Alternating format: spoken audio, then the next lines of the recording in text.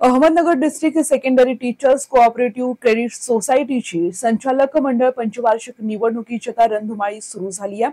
यामध्ये स्वाभिमानी परिवर्तन पॅनलचे बाबासाहेब बोडखे यांनी आपलं प्रखर मत मांडत असताना गेल्या पंचवार्षिक मध्ये जो काही भ्रष्टाचार झालाय त्यावरती त्यांनी प्रकाशझोत टाकलाय।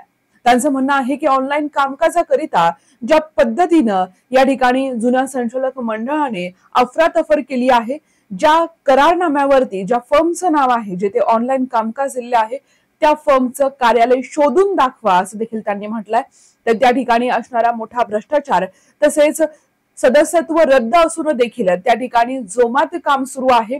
जुन्या संचालक मंडळांचं सेवानिवृत्त असणाऱ्या व्यक्तींचं त्या ठिकाणी मोठी लुडबुड सुरू आहे, अशा अनेक आरोप आणि आरोपाचे पुरावे घेऊनच या ठिकाणी या स्वाभिमानी परिवर्तन पॅनलचे बाबासाहेब बोडखे यांनी पर्दाफाश केला।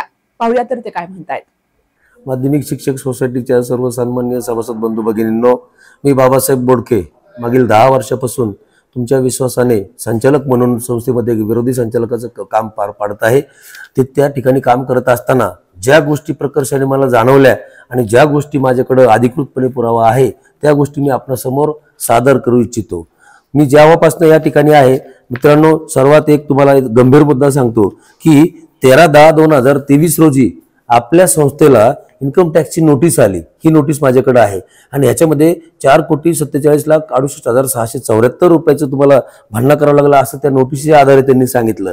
त्या नोटीसीमुळे अकोला, राहुरी आणि संगमनेर शाखेचं कामकाज अकाउंट जे ते सीज करण्यात आलं। हे सीज करण्याचं पत्र त्यांचं आहे आणि सीज केल्यानंतर तात्काळ त्यांनी संचालक मंडळाची मीटिंग बोलवली आणि त्या संचालक मंडळाच्या मीटिंगमध्ये तात्काळ 95 लाख रुपये दंड भरायचा। दंड म्हणजे हा सभासदांच्या दृष्टीने भुर्दंड आहे। हा 95 लाख रुपये त्यांनी भरला अधिकृतपणे, हा सर्व सभासदांचा गेला। हे 95 लाख रुपये म्हणजे काय, सर्व जिल्ह्यातील सभासदांचे तुमचा 1.5% डिव्हिडंड कमी झाला। त्याचं कारण असं, 1% डिव्हिडंड द्यायचं असेल तर सुमारे 65 लाख रुपयाच्या आसपास रक्कम लागते, परंतु हा 95 लाख गेल्यामुळे तुमचा 1.5% डिव्हिडंडचं नुकसान झालंय। सभासद बांधवांना तुम्ही विचारायला पाहिजे सत्ताधारी मंडळाला, तुम्ही तिथं कामकाज करत असताना काय करताय? तुम्ही तिथं आतापर्यंत एवढ्या वर्षापासून कामकाज करताय, तुम्ही ऑडिट फी 91 लाख रुपये भरताय, अंतर्गत ऑडिट 25,81,000 आणि गव्हर्नमेंट पॅनल मधलं 65 लाखाच्या पुढे तुम्ही भरताय दोन्ही मिळून, आणि परत त्या व्यतिरिक्त तिसरे ऑडिट करताय, टॅक्स ऑडिट, 3 ऑडिट करून तुम्हाला ऑडिटरनी सांगितलं नाही का सत्ताधारी म्हणून तुमची भूमिका काय होती? आम्ही तुम्हाला वेळची वेळ कल्पना दिली होती, तुम्ही विचारलं पाहिजे होतं का आपल्याला एवढं सगळं तुम्ही टॅक्स ऑडिट फी दिली असताना हा सभासदाचं नुकसान होतंय। तुमचा पैसा नाही गेला सत्ताधारी मंडळाला, हा सर्वसामान्य सभासदांचा पैसा गेलाय। त्यांचं 1.5% नुकसान म्हणजे प्रत्येकाचं किती नुकसान झालंय हे तुम्ही लक्षात घ्यायला पाहिजे। अशा पद्धतीने कारभार करताय, सभासदांनी विश्वास टाकला, त्या विश्वासाचा गैरफायदा घेताय, बहुमताच्या जीवावर तुम्ही अशा स्वरूपाचं करताय। तुम्ही स्वतः सत्ताधारी मंडळाने 10/6/2015 रोजी 1 वर्षाच्या कराराने 10/6/2015 ते 10/6/2016 या कालावधीसाठी रन टाइम सॉफ्टवेअर नावाच्या ऑनलाईन प्रणालीसाठी सगळं संपूर्ण जिल्ह्यातील शाखा संगणक प्रणाली ऑनलाईन करण्यासाठी त्यांनी एक अग्रीमेंट केलं होतं आणि ह्या अग्रीमेंट मध्ये स्पष्ट लिहिलेलं आहे, this agreement is valid for only 1 year. हे स्पष्टपणे लिहिलं असताना त्या ऑनलाईन पासून काय फायदे होते हे सुद्धा तुम्ही अधिकृतपणे संपूर्णपणे आम्हाला त्या संचालक मंडळाच्या मीटिंग मध्ये सांगितलं होतं। आणि 10/6/15 ते 2016 यानंतर तुम्ही कुशाल त्यांना 25/10/2019 पर्यंत संबंधित करारधारकाला तुम्ही 18,36,000 रुपये दिले। वेगवेगळे चेक आहेत, ह्या पूर्ण बंच मध्ये त्यांना दिलेल्या चेकचे सगळे पावत्या आहेत, तुमच्या आपले संचालक मंडळाचे ठराव आहेत, बहुमताने तुम्ही सगळं मंजूर केलंय 2019 मध्ये। आणि हे 2019 मध्ये मंजूर झालेलं काम हे त्यांना पूर्णपणे तुम्ही काम अपूर्ण असताना ही रक्कम दिली। आम्ही सर्वांनी ऑब्जेक्शन घेतलं, पण तुम्ही आमच्या विरोधी मंडळाचे मी असाल आप्पासाहेब शिंदे, महेंद्र इंगे, वसंत केळकर आमच्याकडे दुर्लक्ष केलं तुम्ही। आणि दुर्लक्ष केल्यानंतर ज्यावेळेस तुमची परत सत्ता आली, परत तुम्ही 28/11/2021 रोजी परत तुम्ही हेच ऑनलाईनचं काम डाटा सेंटरच्या नावाखाली तुम्ही परत दिलं 2/12/2021 रोजी। आणि ते काय कोणाला दिलं? श्री बाळासाहेब कदम परमश्री टेक्नॉलॉजी पुणे या संस्थेला दिलं। ही त्यांची वर्क ऑर्डर आहे। हा हे सभासदांचं सहज दिशाभूल आहे। तुम्ही 19ला काम पूर्ण झाल्याचं दाखवताय, परत 2023ला तेच काम देताय। ज्यावेळेस तुम्ही 1 वर्षाचं अग्रीमेंट केलं, त्या अग्रीमेंट मध्ये 3 नंबरचा मुद्दा आहे डाटा सेंटरचा, त्याच्यामध्ये होतं, परत तुम्ही ते नव्याने काम देताय, तुम्ही सभासदांची दिशाभूल करताय, सभासदांना गोड सांगताय। आता अशा पद्धतीने दिशाभूल करणं योग्य नाहीये। तुम्हाला सांगतो, हे सगळं केल्यानंतर आम्ही DDR साहेबांकडे तक्रार केली आणि हे तक्रार हे संपूर्ण ही तक्रार हे फाईल तक्रारीची हे सगळे पुरावे यांचे संपूर्ण ऑनलाईन प्रणाली संदर्भात ज्या वेळेस पत्रव्यवहार केला हे संपूर्ण फाईलद्वारे आम्ही डीडीआर साहेबांकडे दिलं आणि डीडीआर साहेबांच्या व्यतिरिक्त आम्ही त्यावेळेसचे गतकालीन सहकार मंत्री सावे साहेबांना मी स्वतः भेटून हे निवेदन दिलं. निवेदनानंतर चौकशी समिती नेमली आणि चौकशी समिती नेमल्यानंतर चौकशी समितीचा अहवाल चौकशी समितीची सुनावणी 1/3/2023 रोजी झाली आणि त्याचे 13/3/2023 रोजीचे हे आदेश आहे. या आदेशामध्ये स्पष्टपणे लिहिलंय की तुम्ही ज्या रन टाइम सॉफ्टवेअर कंपनीला कॉन्ट्रॅक्ट दिले त्या रन टाइम सॉफ्टवेअरचं ऑफिस त्याच्यामध्ये नमूद केलं. ते ऑफिस चौकशी अधिकाऱ्याला सापडलं नाही, आम्हाला पण सापडलं नाही. ते ऑफिस कुठे आहे हे तुम्ही सभासदांना सांगायला पाहिजे. त्याचबरोबर तुम्ही जाहीरपणे सांगताय का आमच्या भ्रष्टाचाराचं तुम्ही यांनी सिद्ध करावं, पुरावा नाही. अहो हे 13/3/2023 डीडीआर साहेबांचं पत्र आहे अधिकृत, हा पुरावा नाही तर काय.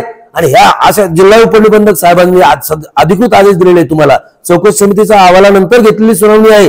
त्यावेळेस कचरे सर स्वतः बोलले होते, मी उपस्थित होतो त्या ठिकाणी.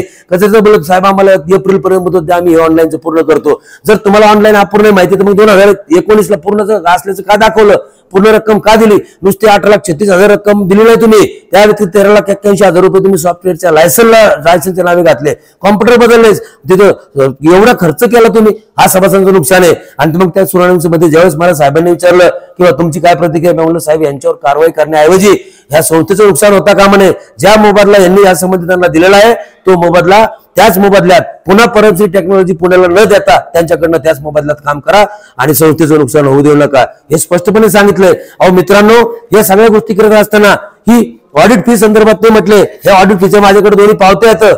हे दोन्ही प्रकारचे, ही मागच्या वर्षीची पावती आहे आणि ह्या ऑडिट फी ते सांगतायत सगळीकडे व्हॉट्सअपवर टाकतायत की 2019 जिल्हा उपनिबंधक साहेबांचं पत्र दाखवतायत की त्यांनी सांगितलंय ताळेबंदानुसार ऑडिट फी घेतली जाते. अहो आम्हाला पण समजतो व्यवहार. एमआरपीची किंमत आपण दुकानात गेलो तर एमआरपीची किंमत आपण त्यांना डिस्काउंट मागतो, ते आपल्याला 10% डिस्काउंट देतात. तुम्ही का नाही केलंय? आणि ज्या सन्माननीय जिल्हा उपनिबंधक साहेबांचं पत्र तुम्ही सगळ्या जिल्ह्यात फिरवताय त्याच जिल्हा उपनिबंधक साहेबांनी तुम्हाला 22/7/2024 आणि 30/7/2024 या दोन्ही पत्रांमुळे तुमच्या भाऊसाहेब नारायण कचरे, काकासाहेब गुले, दोंडीबा राक्षे, वाल्मिक बोठे आणि राजेंद्र सोनवणे या पाचही तुमच्या संचालक आणि माझे चेअरमनचं सभासदांवर रद्द करावं असं अधिकृत पत्र दिलं डीडीआर साहेबांनी आणि अहवाल सादर करायला लावलाय. तुम्ही ह्याचं पालन नाही केलं आणि जे फी संदर्भात आहे त्याचं पालन केलं. म्हणजे याचा अर्थ तुमचा इंटरेस्ट, तुमचा सगळ्यात जास्त आवड तुम्हाला आर्थिक व्यवहारात आहे. तुम्हाला संस्थेचे कामकाज पोट नियम तोडून तुम्ही करताय आणि तुम्ही म्हणताय भ्रष्टाचाराचे पुरावे नाही. हे पुरावे नाही तर काय?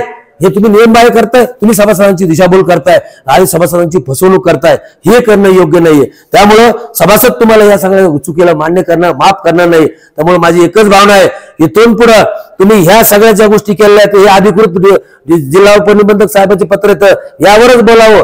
गोल गोल व्हॉट्सअपवर कुठल्याही स्वरूपाची पोस्ट करायची आणि विषयांतर करून सभासदांची दिशाभूल करायची ही तुमची मागच्या 25 वर्षापासूनची परंपरा आहे. ज्या शिक्षण क्षेत्रात आपण काम करत आहोत त्याच शिक्षण क्षेत्राची सर्वसाधारण सभा आपली ज्यावेळेस सोसायटीची होते त्यावेळेस तिथे गोंधळ झाले का करणारे कार्यकर्ते कोण, आमच्याकडे फोटो आहेत ते आता आजपर्यंत फोटो आहेत. हे तुम्ही अख्खं शिक्षण क्षेत्र बदनाम होते. जे शिक्षक बंधू भगिनी त्या सभेला येत नाही, बाहेर कुठं पब्लिक मध्ये भेटलं तर ते म्हणते तीच सभा का तुमची गोंधळ होणारी. इथपर्यंत तुम्ही गेले राजकारणासाठी. अशा पद्धतीने या स्वाभिमानी परिवर्तन मंडळामध्ये सर्व संघटनांचे प्रतिनिधी आहेत, सर्व निष्कलंक आणि चारित्र्यवान लोक आहेत. शिक्षकांच्या शिक्षक शिक्षकेतर बांधवांच्या प्रश्नासाठी अहोरात्र लढणारी मंडळी आहे आम्ही. आणि सोसायटीत जर सत्ता बदल झाला आणि आम्ही परिवर्तन मंडळ सत्तेत येणारच आहे आणि आल्यानंतर संपूर्ण कामकाज हे पारदर्शी पद्धतीने आम्ही करणार आहे आणि सभासदांना न्याय देणार आहे. संस्थेचं ही जोपासलं जाणार आहे. सर्वांना विनंती, तुम्ही कबशी चिन्हावर रबरी फुलीचा शिक्का मारा आणि स्वाभिमानी परिवर्तन मंडळाच्या 21 उमेदवारांना प्रचंड बहुमताने विजयी करा, ही तुम्हाला नम्र विनंती. धन्यवाद. देशाच्या कोणत्याही कानाकोपऱ्यामध्ये आपल्याला सुरक्षित प्रवास करायचा असेल तर एकच विश्वसनीय नाव म्हणजेच श्री ट्रॅव्हल्स अहिल्यानगर. आमच्याकडे शैक्षणिक सहल, तीर्थयात्रा, लग्न समारंभ, फेस्टिवल टूर्स, ग्रुप टूर्स अशा वेगवेगळ्या गोष्टींसाठी बसेस उपलब्ध आहेत. यात AC, non AC, sleeper bus उपलब्ध. तसेच 17, 20, 32, 40, 50 एवढ्या सिटिंग कॅपॅसिटीच्या बसेस उपलब्ध आहेत आणि त्याचबरोबर सर्व बसेसमध्ये सीसीटीव्ही कॅमेऱ्याची सुविधाही उपलब्ध. आमचं वैशिष्ट्य अनुभवी आणि निर्व्यसनी स्टाफ आणि तत्पर सेवा. 21 वर्षापासून ग्राहकांच्या विश्वासास पात्र ठरलेलं एकच नाव श्री ट्रॅव्हल्स अहिल्यानगर. आमचा पत्ता श्री ट्रॅव्हल्स अहिल्यानगर, बुरुडगाव रोड. संपर्क क्रमांक 9422 30 11 66 आणि 9881 66 24 17. धन्यवाद.